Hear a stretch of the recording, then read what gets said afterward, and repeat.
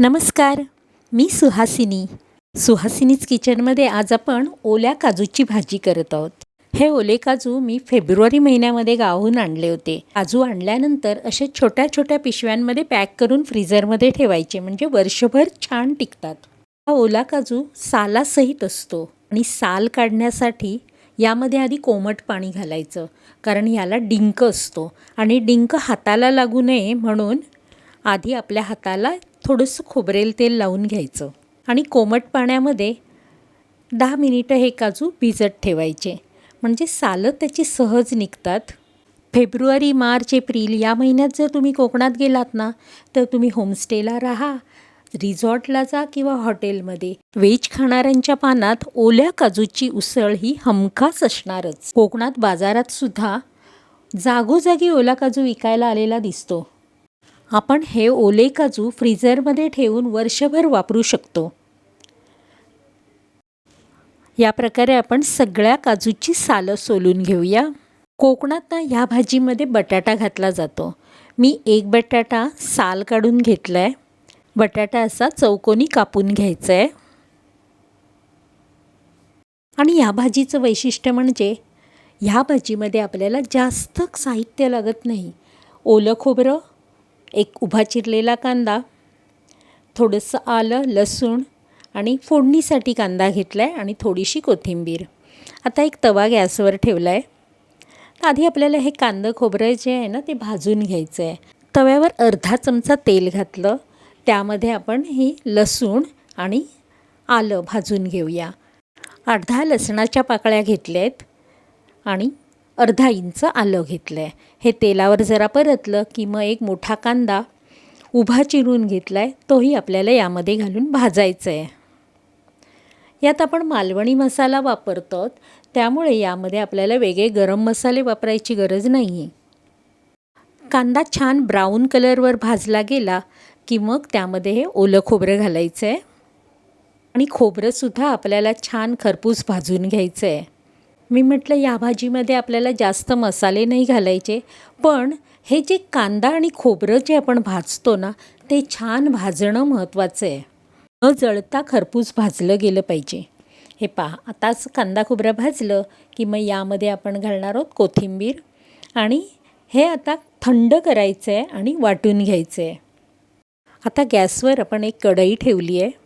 कढई गरम झाली की त्यामध्ये आपल्याला घालायचं आहे 1 चमचा तेल. तेल तापलं, फोडणीला आपल्याला बारीक चिरलेला कांदा घालायचा आहे.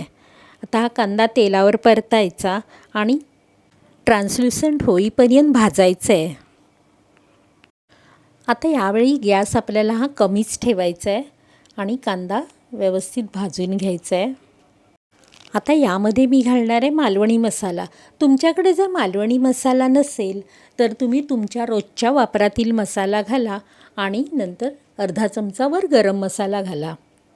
इथे 2 चमचे मालवणी मसाला घातला आहे आणि पाव चमचा हळद घातली. आता हा मसालासुद्धा आपल्या तेलावर छान परतायचा आहे. मसाला थोडासा परतला की मग यावर घालायचे आहे ते सोललेले ओले काजू आणि काजूबरोबरच आता मी यामध्ये हा जो बटाटा चिरून ठेवला आहे ना तोही घालते. मला ही भाजी फक्त दोघांसाठी बनवायची आहे, त्यामुळे मी काजू थोडेच घेतलेत. पण जर जास्त जणांसाठी भाजी बनवायची असेल तर आपण काजू वाढवायचे आहेत. या मसाल्यामध्ये थोडेसे काजू परतायचे आणि यामध्ये घालायचं आपल्याला गरम पाणी. आणि गरम पाणी घातल्यानंतर एकदा हे व्यवस्थित ढवळून याच्यावर झाकण ठेवून शिजत ठेवायचेत. हे काजू शिजायला ठेवलेत तोपर्यंत आपण जो मसाला भाजलेला आहे वाटप ते मिक्सरला लावून घेऊया. आता काजू शिजला आहे का पाहू.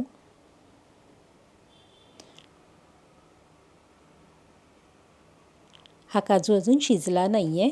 आपल्याला यामध्ये थोडंसं आणखी पाणी घालावं लागेल, पण पाणी घालताना गरम पाणीच घालायचं. मी यामध्ये आणखी थोडंसं पाणी घालते आणि 5 मिनिटं झाकण ठेवून शिजवणार आहे. आता आपण उघडून पाहू. बटाटाही शिजायला आलेला आहे. आता यामध्ये हे वाटप घालून घ्यायचं आहे. वाटपसुद्धा आपण जास्त जरी केलेलं असलं तरी लागेल तेवढंच आपल्याला वापरायचं आहे. इथे मी 2 चमचे वाटप घातलं आणि उरलेलं वाटप असतं ना, हा जो मसाला तो फ्रीझरमध्ये ठेवून द्यायचा. असं वाटप फ्रीझरमध्ये असलं ना की सकाळच्या घाईच्या वेळेला आपल्याला कोणतीही भाजी किंवा उसळ मसाल्याची करायची असेल तर हे वाटप घालून करता येते. मिक्सरचं जार धुवून ते पाणी घातलं. आता यामध्ये आपल्याला घालायचं आहे चवीनुसार मीठ. मीठ घातल्यानंतर एकदा ढवळून याच्यावर झाकण ठेवायचं आहे आणि एकदा चांगला कड काढून घ्यायचा आहे, म्हणजे आपली चटणीही चांगली शिजली पाहिजे. आता आपली भाजी तयार झाली. ही भाजी आपण घावणे, चपाती, भाकरी कशाबरोबरही खाऊ शकतो. आज आपण ज्वारी आणि तांदूळ मिक्स करून त्या पिठाची भाकरी केली आहे. भाकरीबरोबर ही ओल्या काजूची भाजी. ही रेसिपी तुम्हाला कशी वाटली?